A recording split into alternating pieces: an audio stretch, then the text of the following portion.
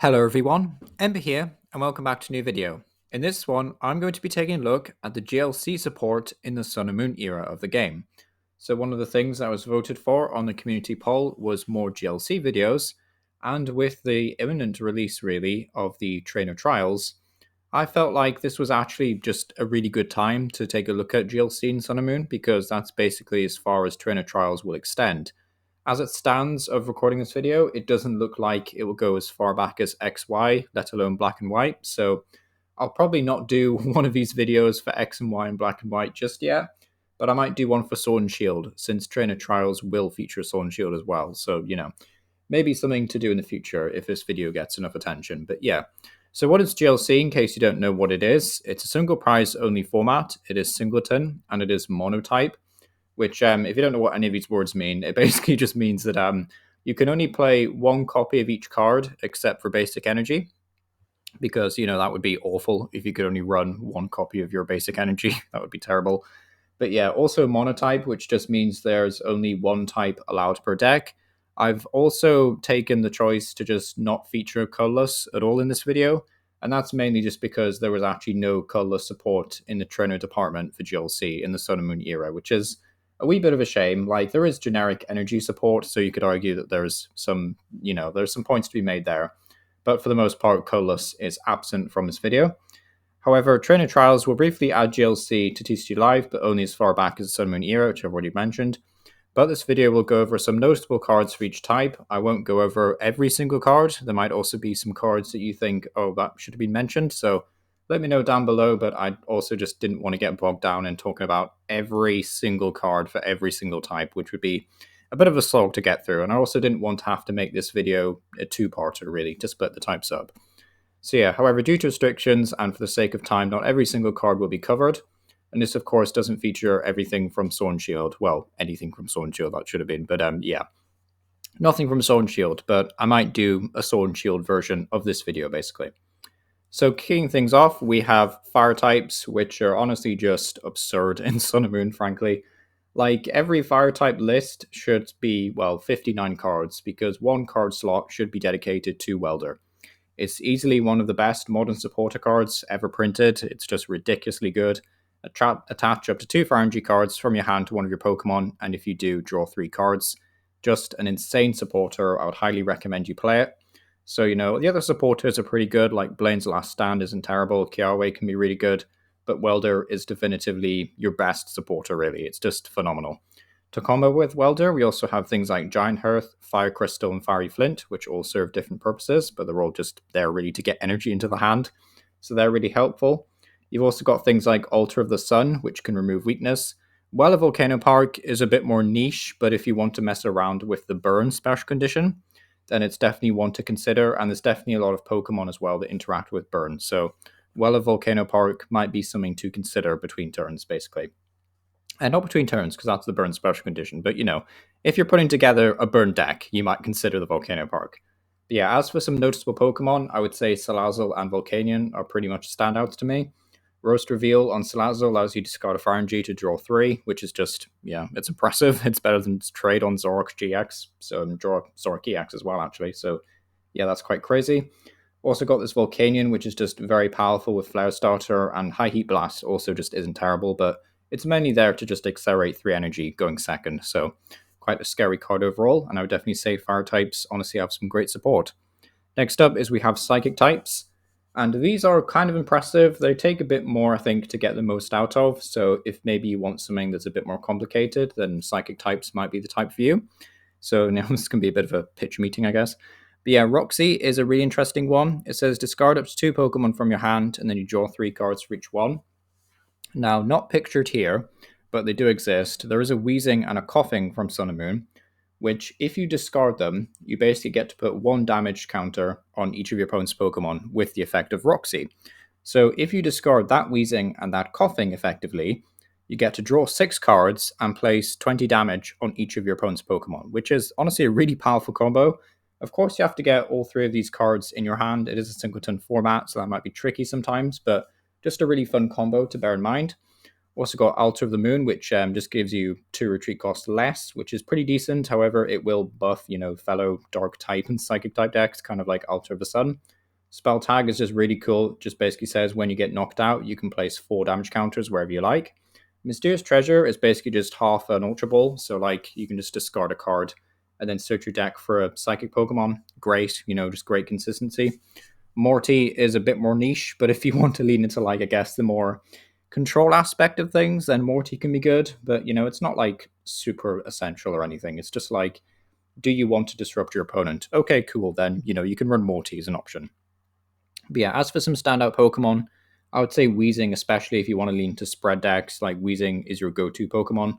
Garbodor is pretty good, although I will say that Trashalanche can be played around, and in GLC as well, your opponent might just be able to play enough draw supporters and not really rely on items. So Trashalanche isn't always the best, but it can still be devastating in the mid to late game. And then of course Mew is definitely a bit, well, I don't know if Mew is necessarily like a go-to as much of a staple as maybe Welder is, or like Jirachi for metal types, but it's still definitely one of the best cards that Psychic have access to. So with the ability Bench Barrier, it's just, it's basically what it says, right? It's Manaphy all over again. So yeah, Mew, very, very good. The original Manaphy as well at that. So yeah, definitely cool if you want to try out Psychic types. There's plenty of great support for them. Next up is Dark types, which is one of my personal favorites actually in the game. They have a lot of interesting options to work with. One thing you'll notice is that a lot of their attackers are really cheap and low energy cost. However, there is one or two exceptions, and this Guzzlord on the far right is a big one. Its attack is basically just beat for beat the one on Iron Hands, which is quite funny. The Red Banquet for 4 energy does 120, and then you basically, if you get to KO something with it, then you get to take an additional price card, which is really good. So one of the things, though, with Guzzlord is you do have to actually, find 4 Dark Energy, which can be a bit of a pain. You've got TM Energize, which is a more recent card, but, you can use an item card Beast Ring from the Sun and Moon era. You can also use things like Hydreigon from Sword and Shield, which is kind of cool. So there's plenty of ways to get it powered up. It's just like, can you get Guzzlord powered up, and do you want to build around it? But if you don't, there's still like plenty of fun options. I've just listed a few here, like Spiritom's really good. Purging can be pretty good. And then Weavile is just a big swinger against decks that get basically just too comfortable with benching abilities. So yeah, Weavile can be pretty cool. And as for the trainer support, pretty lackluster, I would say, in comparison to like Psychic and Fire, but still pretty decent at the end of the day. Like Dark City just gives basic Dark Pokemon free retreat, which is great. So, there is some fun options here, but it's just a case of like, do you want to build around these fun Dark Pokemon really? It's just like, there are some cool options though. I would say Dark types are cool. Next up is we have Lightning types, which is noticeably less than what we've looked at beforehand. There's only like 7 images here. So yeah, it's a bit less support really overall, but this is just the Sun and Moon era. There's also Sword and Shield to factor in. But stuff like Electro Power is really good, allowing you to do 30 more damage for a turn, which is cool.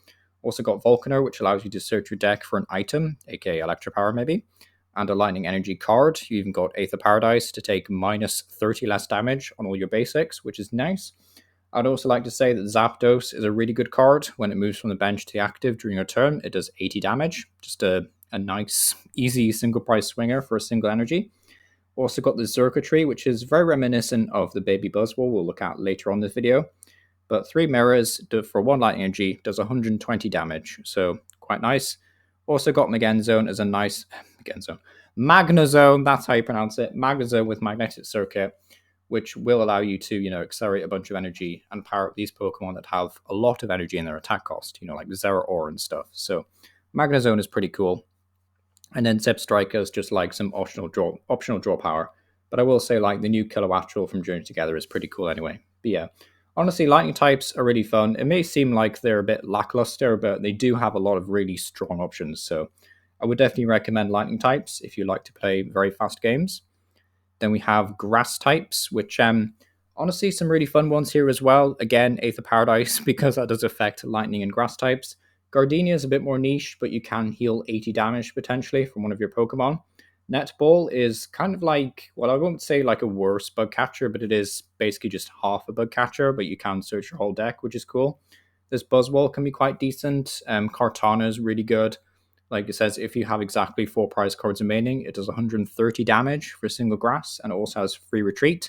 And you can even find it with Poffin, so like Kartana is just great. even if you're going to play with, other big evolutions and stuff like Venusaur, I would still recommend Cortana. It's just a very useful card overall. But yeah, as for some other cheap options like Livani or Livani, I think it's pronounced, has the ability Blanket Weaver, which just basically says all your grass Pokemon take 40 less. Like, I wouldn't say grass types are noticeably fragile.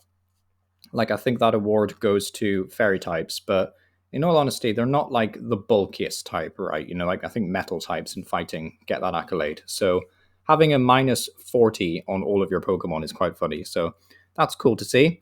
Also, Venusaur was definitely a great card. It powers up nicely actually with the Shining Genesect, which isn't pictured here and it probably should have been. But Shining Genesect and Venusaur are a great combo. So that used to be a standard deck as well, by the way. So yeah, that's how you know it's legit. But yeah, this Vespiquen is just more of a fun option I thought I'd throw in here, really. Commanding Queen, 120, but you have to have at least 4 grass Pokemon on the bench for it to actually do anything. So still just a nice, cheap, fun option for you to consider, really. Next up is we have water types. Now, water types I do think have some pretty impressive support. Crash Awake, Brooklet Hill, and Aqua Patch I think are all staples really for me. Whether that depends on if you feel like you need them though. Like Crash Awake can be a bit expensive, discarding 2 waters. Brooklet Hill can help other decks. Aqua Patch is situational in that sense, but I still think all of them are pretty good. Lana is a bit more niche though, because healing just is niche in general. Like typically you want to be one at killing your opponent, not surviving a hit. So like healing is, yeah, like healing's a bit meh really. So, but still, like Switch Raft is cool, right? I would probably run Switch Raft over Lana, but if you think there's going to be a lot of spread decks on like the trainer trials ladder, then maybe Lana is a good option. But yeah, Quagsire is pretty cool. Ludicolo is like a nice budget option to play around with. Swampert's really cool. I do like Swampert a lot, but you do kind of have to run it with some sort of energy acceleration, aka like Frostmoth from the Sword and Shield era, just because, it's quite expensive, needing 3 water energy minimum to attack. At least with Ludicolo, you can use a water and a double colorless or water and twin energy, so Circular Steps is a bit easier to pay for than Hydro Pump sometimes, but, just something to bear in mind. And you've also got Articuno to charge up energy. So water types are honestly a lot of fun. Got plenty of good choices here. So yeah, it's pretty cool. Next up is Dragon for the super brave and the super bold out there, because yeah, Dragon are a bit awkward to play, needing multiple energy types to attack in an already awkward format to build a deck in. It is single turn, it's difficult. But I will say this, I think Dragon's got a huge buff in Crispin. So like always run Crispin, maybe run Zinnier as well, because that's really good. Ends Resolve is, yeah, I mean, you have to discard the top 6 cards of your deck. So like if you don't hit any energy, then that's terrible, of course. But if you play a lot of energy in your Dragon deck, then maybe Ends Resolve is good. But Devoured Field's really cool, plus 10 damage. You also get some other weird buffs, like Mysterious Treasure is like a great consistency piece, but you only get one of them to work with. Komoho I just felt was just a fun stage 2 to mention. Dragonite has the ability Hurricane Charge, which allows you to ramp to energy from your deck, which is kind of cool. Sorry, from your hand, rather. But, still pretty fun, still pretty easy to make work with, especially with Dragon Impact doing a whopping 170. So, there is a lot of fun options with Dragon types, but you do have to put in the effort to make them work. And, if you're a new player, I wouldn't recommend, like, you start with Dragon, basically. I would just say, like, start with one of the easier types, really. Like, Dragon are just a bit awkward, really. Just a bit awkward to play. Next up those, we have metal types, and kind of like with fire types, I would say every metal deck should start with 59 cards, because you always want to nominate one slot to be the Jirachi show, because Jirachi is really, really, really, really, really good. You should also run like an escape board, probably, just to free retreat Jirachi, even when it puts itself to sleep, which it will. But with an escape board attached, escape board will basically let Jirachi retreat anyway, so that's really cool. So yeah, Jirachi is really good. You also got some great stadiums in the form of Mount Coronet and Altar of the Sun. And you also get a whopping 3 dedicated tool cards, which is kind of crazy. So Metal Goggles, Metal Core Barrier, and Metal Frying Pan. So yeah, metal types are sitting pretty really. They have great options. Magnezone's obviously great, because it's basically just a lightning type one, but for metal, plenty of great options. I wouldn't say they have any like crazy standout attackers as it stands right now. I guess like some more recent Scarlet Violet cards are pretty good, like Heatran and Earthworm, but aside from that, like your trainer support is great in Sun and Moon. So, just something to bear in mind really, and I would definitely recommend a few of these. And I've not really talked about Mullane, but Mullane's not really my cup of tea, but I just thought I'd mention it really. So yeah, that's Mullane, everyone. Everyone say hi. Right, next up is we have fairy types, and sadly, for some reason, fairy types got shafted again in the TCG in Sun and Moon. Like they got all their support really in X and Y. So if you're a fairy type fan, then this is kind of bad news for you, I guess. But at least you still have things like Crispin to accelerate energy. So fairy types have been getting like passive buffs in quotation marks as the years have gone by because they still get access to generic energy acceleration, like the sticker and things from 151. So it is possible to kind of make them work, but they're a niche archetype, they're a niche type in an already very niche format. And then on top of that, you don't have black and white or XY fairies to work with, which is a bit rough. But you still have Minia or Mina, and like that's about it really. Search your deck for a fairy and attach it to one of your Pokemon. That's it. It's pretty much like Crispin, so like it's essentially just 2 copies of Crispin in your deck effectively, which is, that's still better than just having one Crispin. So that's cool. I have Potown listed here as well, by the way, just because I feel like if you're going to play fairy types, you may as well lean into the fact that they are quite underwhelming. And what I mean by that is try and exploit the fact that they're often considered to be like one of the worst types in GLC, if that makes sense. Like you want to lean into the surprise factor. So I would run spicy cards like Potown and Energy Disruption and, hand controlled, stuff like that, really, or crazy damage modifiers, really. Like you want to get your opponent into the point where they don't really know what to expect because yeah, you're a fairy deck and a lot of your Pokemon are terrible, right? They're very fragile. A lot of them don't do a lot of damage really. So like you want to exploit that and play like all the cool fun damage modifiers basically, like Professor Kukui for example or Leon. And Potown basically just says whenever a Pokemon evolves, you get to place 3 damage counters on that Pokemon, which is pretty devastating to your own fairy deck because you're probably just going to be playing stage 1s and stage 2s anyway. But the fact is, if it helps you get to 1-hit KOs against your opponent's Pokemon and you were going to get 1-hit KO'd anyway because most of these are really fragile, then it's a worthy trade-off really at the end of the day. So I'm not saying it's a must-have or like a staple or anything like that, but just something to bear in mind if you want to try fairy types because I have infinite respect for anyone who wants to make these work, even more than dragon types really. But yeah, fairy types is just a bit of a shame because they have a lot of fun cards. It's just lack of dedicated support really. Next up though is we have fighting types. Honestly, one of my personal favorites right now to play in GLC, just because you have access to a great stadium in the form of Martial Arts Dojo, which says the attacks of non-Ultra Beast Pokemon, which is a key phrasing because Buzzwole is an Ultra Beast and it's arguably your best basic attacker in the format. It's just a phenomenal card really. But Martial Arts Dojo is a great stadium. So anything that's non-Ultra Beast that has a basic fighting energy attached to them will do 10 more damage, which is a great passive buff as it is for a stadium. But if you are behind on prizes, you do 40 more damage instead, which is a crazy modifier. Like you think that Leon, a supporter, is basically just saying for this turn and for your supporter, you're doing plus 30 damage this turn. And that's a supporter, right? That is Leon the supporter. This is a stadium that just leaves in play. So yeah, I do think it's a great card. Definitely worth considering at the very least. Karate Belt's another really fun one. I think there might be a Mediacham as well that synergizes Karate Belt, but yeah, not listed here, of course. But Donphan's pretty cool. Doug Trio is like an honorable mention. Like he's not the most competitive, but Home Ground is quite funny if you have a dojo in play because it allows you to cap at 130 damage for single energy, which is quite fun. Then Exadrill is another one that can just do a whole bunch of damage with Drill Bazooka or even a length hour tackle later on in the game. And then Garchomp with Avenging Aura is probably the best Garchomp you can run. Like I brought this up in like the first many of GLC series videos that I made, but I do think that the Cynthia's Garchomp might be a bit better than this one. But this Garchomp is still cool. Like Avenging Aura is great, Overslice is still pretty decent, and of course, Buzzwole is still your best basic fighting type attacker, I think. So yeah, very, very cool typing. It's just you don't really have a draw engine. But if you don't mind not drawing cards, then maybe you'll enjoy fighting types. I enjoy them, but yeah, they're a lot of fun. It's just you are here to do damage and not really draw cards. But yeah, that's fighting types. But yeah, thanks for watching. I just thought I'd leave 3 general staples at quotation marks at the end of the video. I would say always try and run these in every deck you play. Rescue Stretcher, Field Blower is great, and Guzma is probably like the best Gus supporter in the game, really. So yeah, just 3 general cards you really want to consider from the Sun Moon era. But yeah, let me know what you think about this video down below. Would you like to see the equivalent for Sword and Shield, Spin Ember Power? And yeah, thank you for watching.